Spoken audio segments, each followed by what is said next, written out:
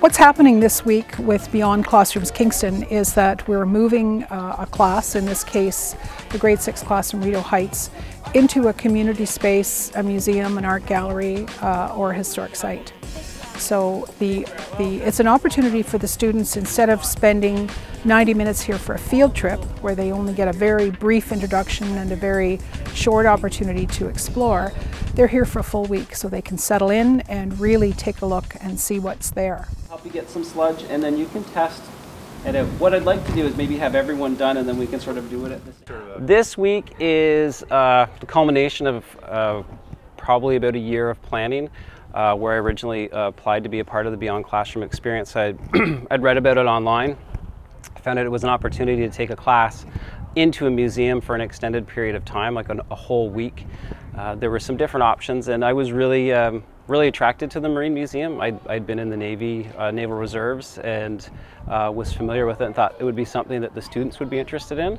And I also knew that being a teacher and going on field trips in the past, after one day, you just felt like it wasn't enough. So the opportunity to come to a place for an entire week and slow down and really get into it, let the students have a chance to explore what they're interested in, was a pretty special opportunity.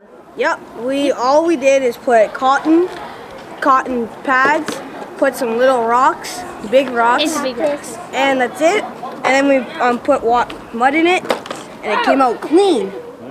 Today, our focus is environmentally. What do we need to do to protect this water and to keep it safe, since it's such an important resource? So we had a person from the Cataraqui Conservation Authority come in and do a presentation on watersheds.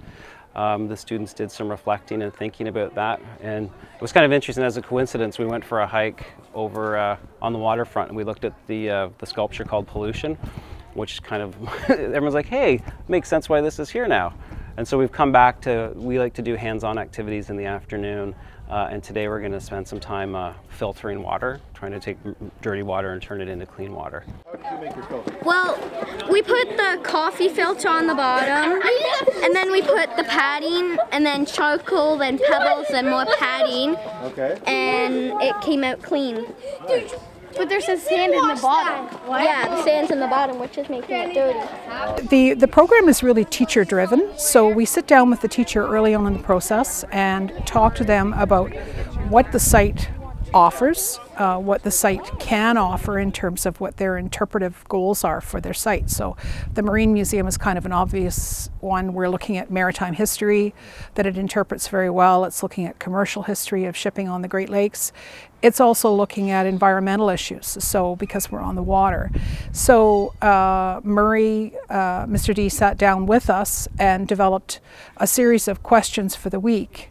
So why is Kingston on the water? Why is the water important to Kingston? And broke those questions down over the course of the week. Well, part of me, definitely for the rest of the week, we're going to talk about water transportation. We have a trip planned on the ferry. We're going to have a tour from the captain, and we're going to wrap the week off by talking about how we can use water as a social activity for recreation, and talk about sailing. Hopefully I can teach them some knots and decorative rope work, stuff that I've done in the past. But I'd like it to continue on afterwards. And we were thinking today, okay, what can we do to make other people aware of how important the water is? And some of the kids had some ideas, things that we've done in the past, like doing a little campaign about making sure we don't let stuff go down storm drains. We go around and paint frogs and fishes on the storm drains to make people aware that whatever goes down there is going directly into our lake, and we use that lake to drink water, and we want to keep it clean. The importance of spending a week in a site is that if you're only there for 90 minutes, you get this ping pong effect where they literally run from one exhibit to another, and they don't take the time to really grasp or observe. So what we try to do with that week is to slow down the learning. The students are journaling after each activity that they do. They've got the opportunity to reflect, to go into the galleries, find something that interests them, sketch it, write about it, and ask more questions. So the questions are a big part of the learning, because if it's something they want to know, they will remember that. that's one aspect of it. The other aspect, I think, is just that it's so important for them to understand that learning takes place outside of the classroom as well as inside the classroom. There are some phenomenal facilities within our site that students really learn what it is to be a citizen, what it is to be a part of the city of Kingston, whether they're at City Hall learning about local governance, whether they're learning about what the role of the city staff is in terms of how the city runs, or whether it's at the Marine Museum where they're learning the maritime flavor that is historically Kingston, and how that's changed over time. And in a week, they've got time to explore that. But I also think it's critical that we try and give children that experience where they are out of the classroom from time to time. It's a different type of learning that takes place. It's also been our experience that the students take ownership of the sites they visit. By the time they've been here for 3 or 4 days, it's their place. They feel very strongly about the importance of that site. They understand better about what makes Kingston such a unique place to live, and that's an important part of that experience for them.